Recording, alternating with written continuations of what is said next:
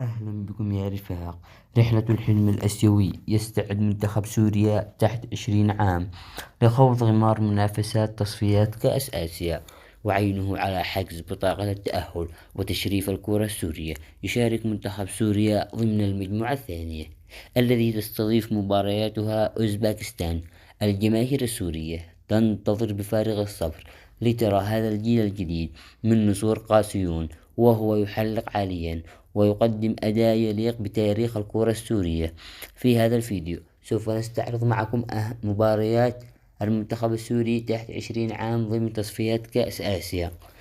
إليكم المباراة الأولى: سوريا ضد الهند، يوم الاثنين في تاريخ 31 أغسطس 2026 في تمام الساعة 2 ظهرا على توقيت مكة المكرمة.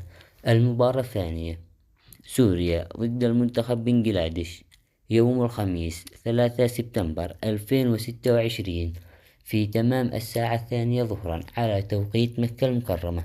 المباراة الثالثة: سوريا ضد منتخب أوزبكستان صاحب الأرض والجمهور، يوم الأحد 6 سبتمبر 2026 في تمام الساعة 5 مساء على توقيت مكة المكرمة. نتمنى كل التوفيق لمنتخب سوريا.